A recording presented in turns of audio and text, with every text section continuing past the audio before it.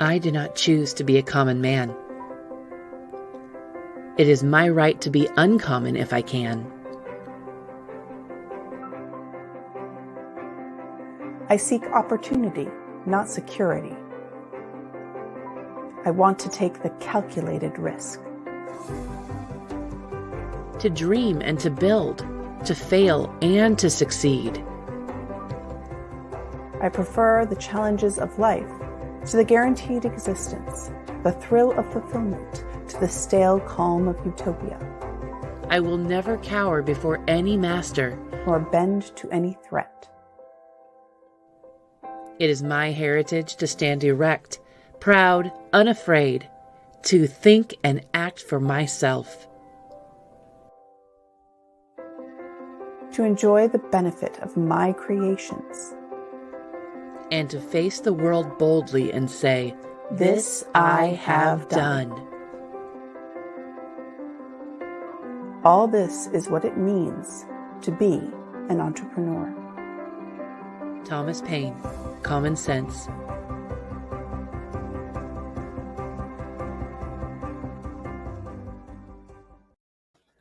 Good morning, friends and entrepreneurs on the interwebs.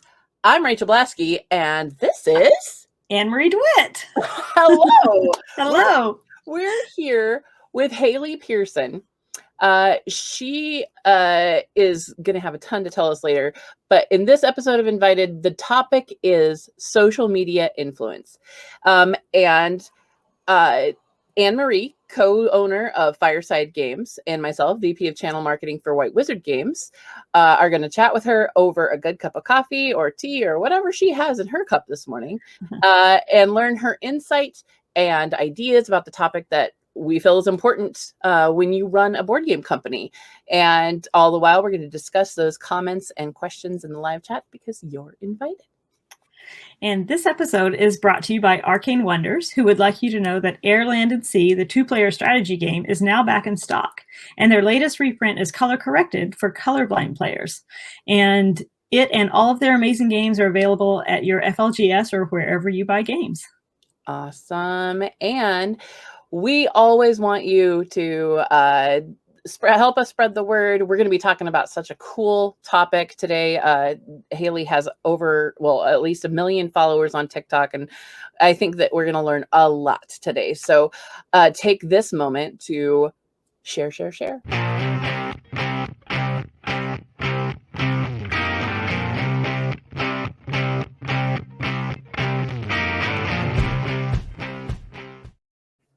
All right. And normally we jump right into the news. But so since Anne-Marie is sitting in today, we decided that tabletop news is her thing. We just want to get to the good stuff. So we're going to go ahead and skip right over the news today. And I'm going to remind you guys that you can click the 3 dots in the upper right-hand corner, and you can choose to be notified every time we go live. We'll also have the link to our YouTube account in the description box below, so you can subscribe and find our archived shows for after streaming. Now, oh my gosh. I know I'm like this every single week. I get super crazy excited about all of the people that we bring on the show. But this time, it's even like it just gets better and better. I'm loving this season. So I had the pleasure of meeting Haley Pearson when she attended my crowdfunding workshop at our local university. And I immediately noticed her because her and her crew, they're all on brand. They were wearing these shirts, which ironically, she is wearing today. It's the Friends TV logo, retooled to say ferrets. How cool, right? And I was lucky enough to meet with her and learn more about what she's doing over at the Modern Ferret over a good cup of coffee, as is my style. And I thoroughly enjoyed that conversation. So I thought I could reach out to her to join us today for another great conversation, and probably with even more amazing things to learn, because the growth of her content over the last year has been amazing. So I'm going to go ahead and get everything shifted over and bring her in. Good morning, Keely. Good morning. Thank you for the nice intro. Oh, well, thank you. We're talking about you do social media by yourself at home and stuff, and it's cool when people say nice things about you. I like it.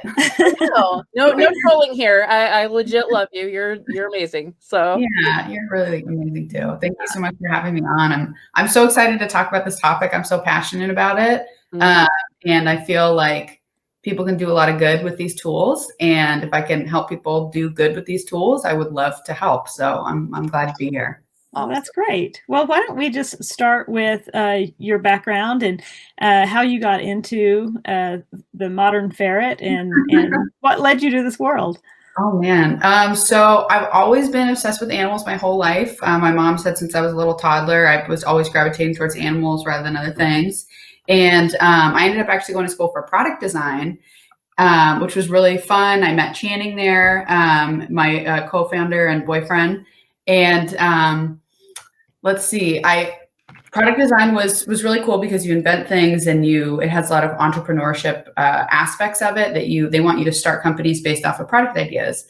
And I tried to do my best with that. And I just remember I had this internship after I graduated at this company where we made like Tupperware and kitchen products, and like no shade to people that do that. But when you get a sense that you're like, I'm not supposed to be here. Like this is not what God intended for me. I just got that sense when they led me to my cubicle in a dark office, like in the back corner, and I was just going to sketch Tupperware shapes. And I was just like, God did not put me, like, I just like, this feeling, you're like, this isn't right. Yeah. And the only thing at the time that was giving me meaning was Channing and I had just gotten Moose, who's sleeping in a banana shaped bed right now, right next to the computer. I'll show him in a second. He's like very asleep. But we got Moose around that time, and he was like the only thing that was really putting like deep meaning into my life at the time. And we started posting these pictures of Moose online because we had this ferret, and he is and was at the time just the best pet we've ever had in our lives. And we've had dogs, cats, I've had rats, which are also incredible pets. I've had hamsters, lizards, snakes, hedgehogs, everything.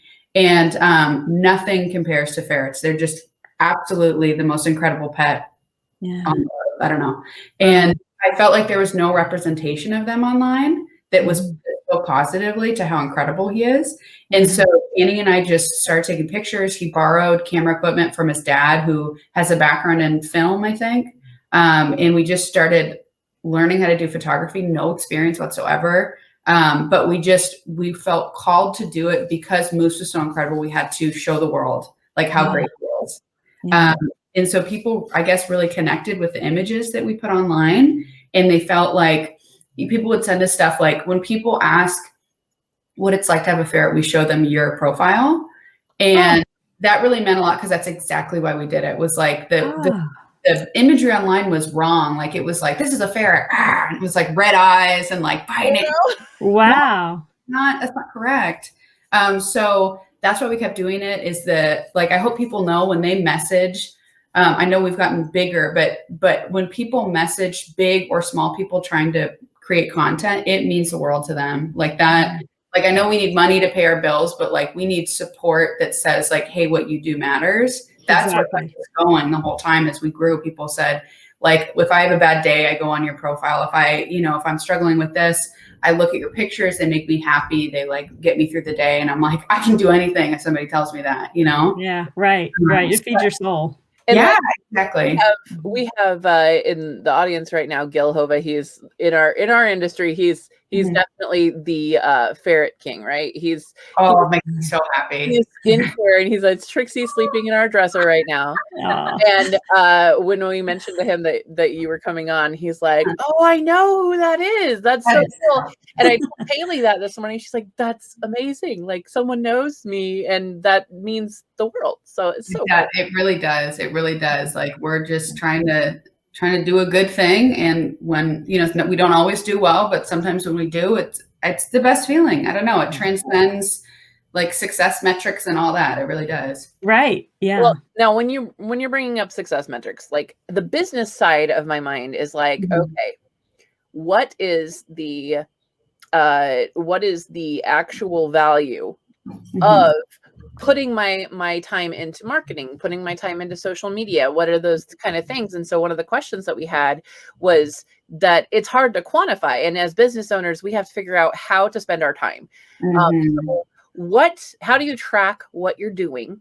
And where do you see the most benefit with that? You know, that's such a good question. And actually, Channing and I just spoke with, I can't say any specific details, but some people got in contact with us because they want to develop an app for influencers, because there's this problem. How do you quantify the value of influencers? Right. And we're talking to them about it because it's not only on the business owner influencer side where I go, man, I put in so many hours to do this. I get this many views or engagements. What is the ROI? The business owner on the other side that wants to pay for advertising on your content, they're struggling too to figure out the ROI. It's like this weird gray cloud of we can't quantify it. Right. So I know for us, the easiest or most helpful way to quantify our social media is if we launch a new product and we have, so we create a space where the content is to keep people showing up. Like I tell people, it's like everybody should if you're doing content creation, treat your brand like you're your own Discovery Channel, at least for me, right? Because we're animals. If you're news, you are the whole news channel. You're not the commercials on the news channel. You're the whole news channel. You're not the commercials on Discovery Channel where it's like Petco, go buy our pet food. It's like you are the whole hour-long segment of value. And then you whisper like, go buy our food. That's how we do this channel. So you have to provide value. So for us, we do have the ads in between the content that we make. How much are those ads generating for us? And I know for us, our Instagram is the most, there's the best ROI with that audience. They really show up and buy our products when we launch new stuff. So I guess, there's like the vanity metrics they say, which is like how many views you get in that. Those aren't direct ROI, but they are indications that you're growing bigger. And if you can expect usually that you're getting like a 1%, 3%, maybe 5% if you're crazy lucky conversion rate on how many people swipe up or click your ad, whatever that conversion rate is, the more people that see the ad, that percentage is going to account for more people. So it's this long train of like, I know you can't put a dollar amount to the views, a dollar amount to the comments, but no, common sense says the bigger that audience gets, if they're truly engaged, real people, not like fake bots or anything, you have a bigger pool that is subscribed to a channel that you have full control to put ads on to tell them, hey, I think this product would be good for you. So if that number is getting bigger all the time, and it's a genuine group of people that are real engaged people, bigger numbers are going to be great always. Yeah. Awesome. So how do you, so what you're talking about, it is essentially like, full content. So this, whole program, it's almost like looking at a different product. How do you kind of manage, having social media as this extra, product and balancing that with, with everything else that you're doing? It is really, really hard. I know for us, we still have supplemental income. This isn't our whole income. So we have more flexibility to pursue content in a way that like making an impact and having deep meaning can still be number one. If it was paying all of our bills, it would put us in a more desperate situation where it would be harder to make that choice because it's not an easy one financially. But I guess Channing and my philosophy from the beginning was we will keep growing this thing. We don't know what we can sell with it. We just know people need to have better views of ferrets, and we want to teach people how to care for ferrets now that we've learned how to do it better. Not quite sure how to monetize. I mean, we have since then. I'm going to interrupt you for just a second because the stream cut. Uh-oh. I looked over and everybody's like, did the video stop for anyone else? And everybody dropped. 1 minute, 37 seconds later. Let's get back to this amazing content. Yeah, I'll just pick up with, the question that you were working with Haley before. And that was about, you had talked about what you really want to develop is is basically a channel, a show that you're putting on, and you have all this content, and then the advertisements, the hey, support us by buying these goods, are like the commercials in that show. And so that led me to wonder about, okay, so putting out that content, that's a labor, that's a product in and of itself, and how do you manage that with the other sides of the business? And so you were talking to us about that. I mean, one of the biggest things that I think is why Channing and I have done well is we're two people. A lot of people do this as one person. Yeah. And Channing is like, we went to school together, and he was like the most phenomenal video editor in our class by far. Like, everybody was like, well, he's just going to blow everybody out of the water with his videos every time. And so, I think we work well as a team, but our skill sets are different. And it's two people. It's two people that are passionate about it. So manpower, and neither of us get paid exorbitant amounts to do this. It's a labor of love. So if you can find somebody to pair with that is so passionate about this topic too, the possibilities can be almost exponential to if you're doing it by yourself. I know that's easier said than done, but I do want to say, like, we're not super geniuses at everything, but there are two people working at it, and Channing is very talented in a lot of stuff. So that does help quite a bit. Yeah. And while you're talking about, divisions of labor and how that affects your ability to kind of re-energize yourself and things like that, you had mentioned to us earlier about a concept called the Adele effect. Do you want to talk to us about that? Yeah, I'd be happy to. Now, I can't say I came up with it or anything like that, but I remember I was watching this marketing video, or somebody actually, it's like a social media account that does marketing. And one of the things that she was talking about, and maybe one of their seminars that they did or something, was something that she's calling the Adele effect. And I was like, what is that? And it's based off of Adele, the singer that we all probably know. And I'm not super familiar with Adele's career, but what she was saying was that Adele will come out with this amazing album, and then she'll just disappear with no music for like 5 years, 3 years, something like that. Just radio silence. And when she comes back, it's not like, who's Adele? Like, oh, she's gonna have to build up her followers again. It's like, it's Adele. And when she comes back, she means it. And it's gonna be something really good. And that concept really took the pressure off of me, I feel like, to constantly put out content and almost sacrifice the quality so that it could come out more often. That told me, people come for good quality content. I wish I could produce it more, but it's too time consuming with a team of two. And so it's going to come out when it comes out. And I know people will show up because we've proven to them that it'll be good. It just can't be that frequent. And I think it's important to know that communities will be forgiving of that concept. Our average is higher, right? If we're doing, let's say, like B-level work, maybe we're doing B-level work, but we can only submit stuff, once a month or something like that. When people find you that haven't been knowing of your social media presence and they find you, they're going to find consistent B-level work. Now, Channing and I have archives to go through because we've been doing it for so long. If on the other hand, you're obsessed with like, people notice me every day, putting out something out, doing D-level work, somebody finds you new and they're like, D-level work, I'm not going to stay here. It's not insightful. There's not deep value in it, Right. It works against your brand instead of supporting it. Yeah. And that is so relatable in our industry for sure. Like we can only move so fast, and right now the market's flooded anyway. So it's just like, man, we have to really strike that balance between bringing back amazing content, versus putting out things that are not as great, because we have to strike that balance and still stay relevant. It's just I get it completely. It obviously transcends industry there. Yeah. 100%. Yeah. Well, talk to us a little bit about how you decided to move. Like, you started off on Instagram, and that seems like, that medium is a real natural because of its emphasis in photography, Right. And how did you decide to move to TikTok? Oh gosh. We moved to TikTok because there was a company, like a scouting company, that reached out to us that says, we think you'd perform really well on TikTok. We'll pay you either this much per video or this much per month or something like that, or every 15 days. But it was a paid deal with a company that was working with TikTok. Oh, They were scouting influencers on other social media. And so we're like, sure, you're going to pay us. We could use the money. Why not? And our first video got like 14 million views. We're like, what is this platform? I don't even know. What the wow. It was crazy. It was Moose getting his head toothbrushed, cleaned. It's been everywhere. And so we got really lucky with that.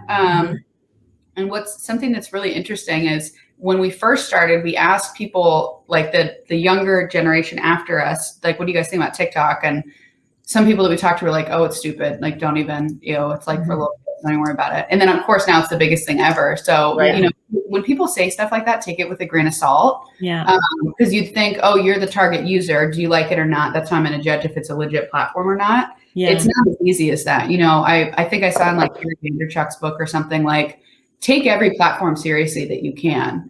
Don't scoff at stuff because it's new. It's not the original stuff. Like platforms die and then they come back up. None of us are on MySpace anymore. Yeah. There keeps being a new thing. So you gotta stick with it. Yeah. But we got really lucky with that first boost. It grew our numbers. And then something that I really want to say about TikTok to help people is we can't come up with content for TikTok every day. We don't have the manpower for it. And we don't have the creativity to do hits all the time. But because we formed such a big audience on that platform, we're able to utilize user-generated content. And that has been key for us. So there are people that their videos are not going to be found, but we follow so many ferret people because we love watching ferret videos ourselves. Yeah. We'll find one where their profile only has like 1,000 or 500 people or something. Nobody's going to see it. We ask them, can we post this on our big one? We think it's really funny. We'll give you credit. Let us know if you want us to do anything else. They're like, oh, sure. They get excited about it. They know that we're genuine ferret people too. And then the video has the potential to blow up because it went on a bigger audience. So, user-generated content has lightened the load of content creation for us. I think for a long time, people thought that you had to do very polished content. That was the strategy coming from Instagram, but we're not exactly there anymore. If you look, and I know I'm rambling, I tend to ramble, but no, you're right. This is great. Yeah. What I say is if you look at like a celebrity's profile, or maybe a celebrity that you like Joanna Gaines seems nice. She's got like a good profile. She'll have really polished content, which tells you she's legit. There's aspirational stuff. So as a viewer, I like her aesthetic. I wish I could be like her. And then she has behind the scenes stuff that's a grainy picture of her baby wrapped in like a little onesie thing. And I go, I aspire to her and also I can relate to her. And it's these two channels. So that's the choice we made 2 or 3 years ago, where we broke from the rigid only studio photography. And we said, we're going to show you guys who we really are behind the scenes too, and mix it with that polished content. Cause I think that's what people actually connect to right now. Aspirational mixed with relatable. Yeah. That's awesome. That's great. And we got to be real relatable today, dropping in the middle of our stream for the first time ever. We're so professional. People like that. Anything vulnerable like that shows people like, oh, maybe I could do a podcast because like it's okay to make mistakes. And there are people like me, and I feel like, man, I had a weird thing happen at work the other day. I feel more normal now because they see a mess up in a podcast or something. It's always a good thing that comes out of it. Yeah. Right. I mean, everything can happen when it's live. It just, it is definitely something like that. So, I mean, as you're moving through these different platforms, you see trends. So what trends do you think are on the rise? Like different, obviously live stream is a thing. We talked about like, clickbait titles at one point. We've got Clubhouse that's coming up. Like there's a lot of different changes that are on the horizon. So what do you think from knowing the behind the scenes stuff that you do, what's on the rise?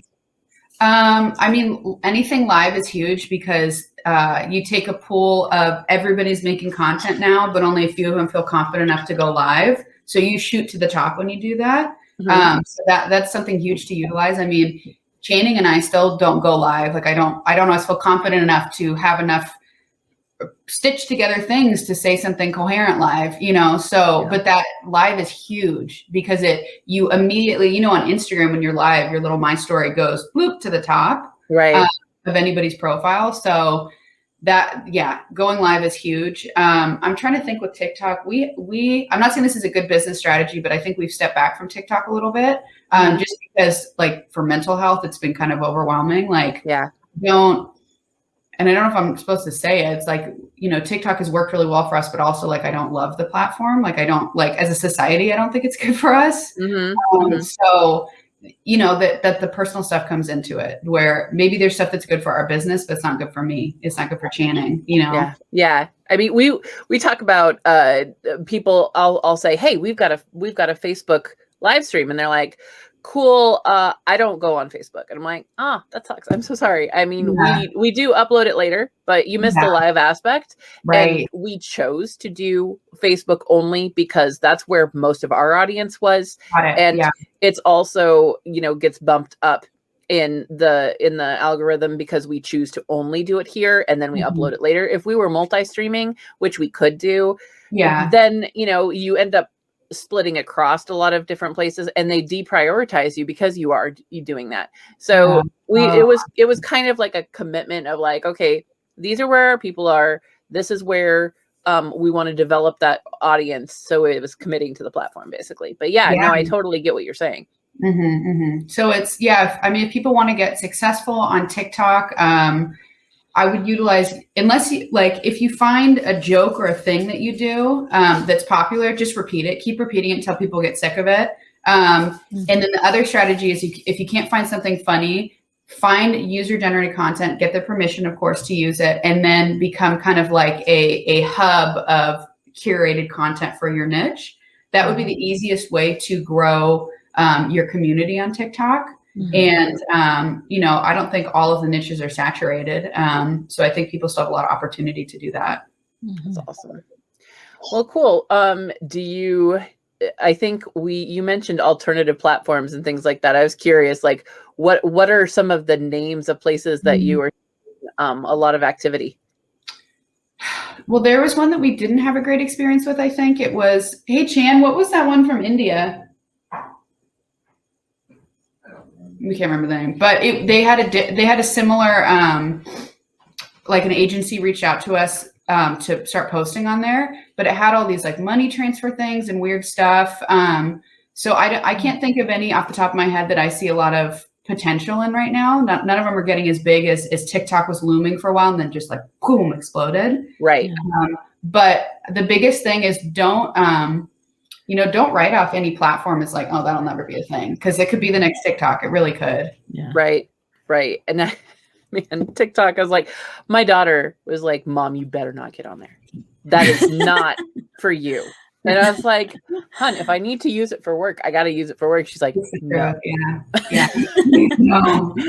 And it was great. I was talking to Anne Marie about it last night that I've recently done 2 TikToks just to kind of like learn how it goes. And you have to capitalize on the trends, like what you're saying. Yes. Like I did one that was that utilized one of the it's like a shtick, basically. Like it's always a shtick. Yes, everybody does this exact same dance or whatever. It was like that one where you like cover the camera really fast. Oh, okay, got it. And so I did that one, and I used the trending music, and I got like 600 views, which like that's good for me. Whatever.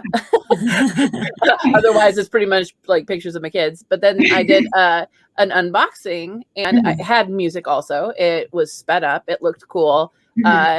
But it wasn't a trending sound. So I got like 100. So like you have to actually spend the time and research into like what is going to get the actual views on your TikTok. So I thought that was very interesting. We've got some good comments happening here. Like Jordan Miller, he's talking about there's a guy on TikTok that just reads funny tweets. That sounds amazing. Yeah. Obviously, late night hosts also use that, so I mean it's great. Marshall, he's been he was actually the reason we started the show. It was he had a live stream that he would do every week, and I was so inspired by that I reached out to Julie to do this, and so it's interesting. He trying to drastically limit your own social media, especially this year. It's been very toxic, but you have to use it for marketing. Yeah. So you got to figure out which ones you get on for work and which ones you don't. And also set timers too, because sorry to cut you off, but you'll go on for a business reason, like, oh, I'm going to find this person on Facebook and message them about this business reason. You go on, and of course we all know they are set up like, like gambling things with the lights to distract you and keep you scrolling. I'll be on there for an hour and be like, why did I go on Facebook? And they're thinking success. That's why we made the app, and it's creepy. I don't like it, but. So you almost need to set like blinders for yourself, like a Post-it that says like you're going on Facebook to do this, and then set a timer. I mean, it really is like, it's like an addictive substance, unfortunately. Right. Yeah, we have a redirect that you have to give yourself. Yeah, exactly. Yeah. Well, I could talk about this all day long, but man, let's bring it in. Let's do a top tip. Yeah. Okay, so so she has it up there. The reason for your business must be to serve others. If you can't do that, everything else is going to fall into place. So my thoughts on that, and I promise I won't get on a soapbox and talk too much. I will keep it concise. But I think wherever you are in the world right now, we've all realized, man, I think we all need to be better people. I think we need to do better ourselves, not go say this person's bad. I don't like them for this reason. We go, what am I doing good or bad? I need to be a better person. And then what I put out into the world will be better. And, truly the reason that you do it should not be a monetary reason, but it is crazy how it works in that way, that if you stop putting yourself first and start putting others first and start saying, I'm on this earth to serve others, your business will improve, your relationship will improve, because that is how society works, is serving others first. And so if you're really struggling with your business, and it's probably not what you want to hear, but are you putting other people first?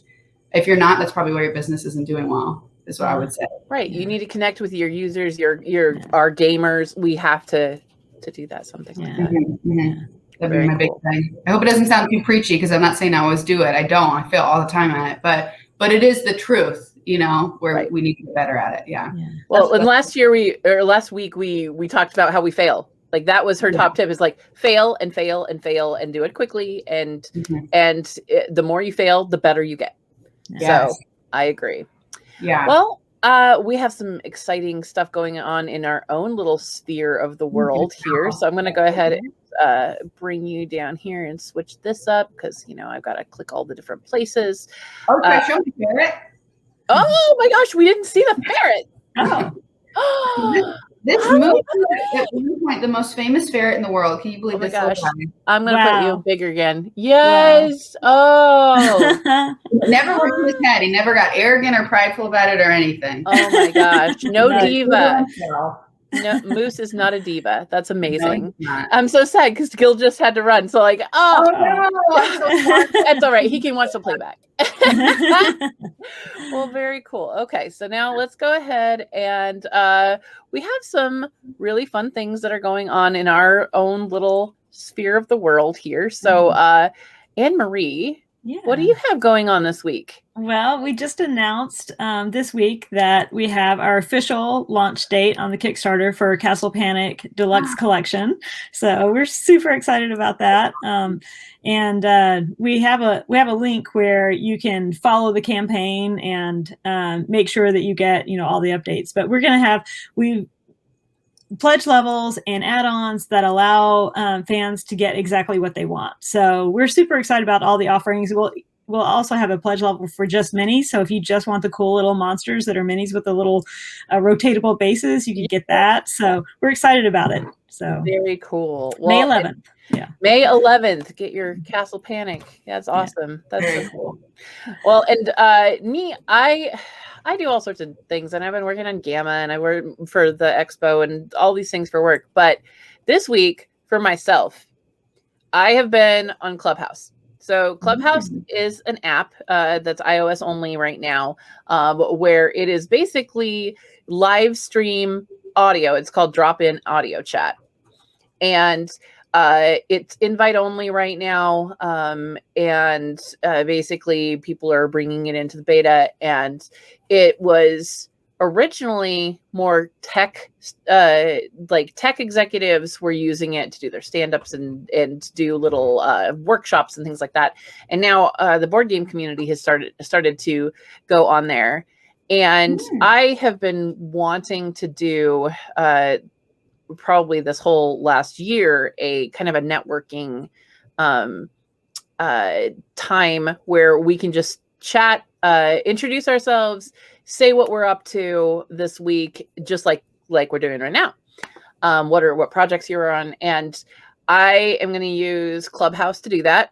I am going to start in April because I'm giving myself to get Gamma, to explain to Haley, is a convention that's a pretty big investment for a lot of board game companies, and they want to put a lot of time into that. So once that's over, I'm going to go ahead and start working on this, and it's going to be called Let's Talk Tabletop, because I want to have tabletop people who come to it. We're going to do like a over the lunch hour kind of thing, like from noon to 1 Central, where I'm just going to open it up. The way that it works is you've got your moderator, and then you've got a stage area where people can come up and they can talk, and then they can go back down into the audience, and you can leave as you need to. It's very informal. And what I'm finding is a lot of introverts are loving it because it is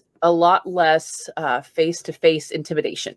And so that is something that I'm going to start doing, just to continue meeting with people. It's crazy because I've gone on there. One of the people, for example, that's been in a lot of the board game meetups, is like a writer for Pretty Little Liars. There's cool. like one meetup that was for tabletop. Somebody popped in that was like a reporter for CBS. Like there's been really, really neat opportunities for networking on this platform because it is so approachable. And so I am absolutely all in on this. I've been throwing it since you've got time, since it's not like you have to be on stage. You can ask to do it. I would just, like this morning, I got in, I was doing my makeup and hair and getting ready for this, and I just threw it on in the background. Like it's almost like a podcast, but a lot of people are all weighing in on it. And so this morning was the power of the mind for entrepreneurs. And it was telling, like, what's your goal for today? To their audience, and one person would come up and say something, or do you have a tip for entrepreneurs' mental health or something to that effect?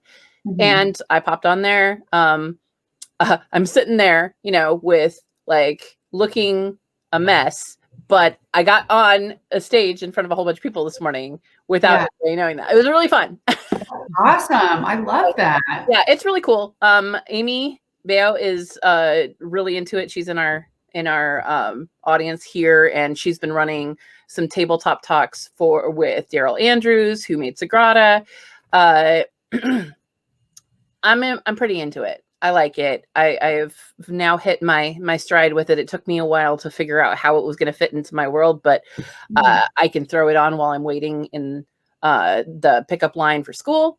I can, and I'm always learning something. It's like super interesting for professional development. It's super interesting. Wow. So, okay. I will check it out. That is awesome. Definitely. I can go ahead and basically you just need lots of people have invites. I think you get like 7 or 8 when you join. And then anybody that you have their phone number, you can text them an invite on iOS. So something cool I'm going to start doing in April. And I'm going to do it on Fridays because I'm already taking your time once. I might as well do it again. So, April, noon, Fridays. That's the plan. Awesome. All right. So where can we find you, Haley? Falling asleep. Let's see. Wait, can I also just ask somebody to help me create a ferret board game like this? Like, can somebody listening right now, but I need your help. Thank you. Hey guys, we need to help her make a board game. Oh my gosh, I just think it'd be incredible. So yeah, that's very important. So if you are that person, please reach out via hello@themodernferret.com. That'd be the quickest way to reach me. And then as far as social media, our ones that we are the most active on would be Instagram. So that's just @themodernferret. And then our biggest push for content right now is YouTube. And so just YouTube/themodernferret, you should be able to find us. I think those would be our biggest platforms. TikTok, it got so crazy big that it's hard to respond to things. But if you want to see crazy videos that awesome community members have submitted, that would be the place to go for that. Very cool. Next week, we are going to have Jenny Stoddard from Harbor Accounting Services. It's about tax time, and she's going to give us all the tips and tricks to make sure that we do all of our things correctly. And then, other than that, I just want to say thank you. Thank you guys so much for hanging out with us. It was so much fun. I have loved it completely, and we also want to say that this awesome session was sponsored this week by XYZ Game Labs. So once you're done here, go ahead and check out their website, see all the cool things that they're doing. And you can follow us on Facebook, Instagram, Pinterest, and YouTube. And links for all of that and all of our information from today are in the description box below. So enjoy your Friday, everyone. And remember that next week, you're invited. Thank you guys so much.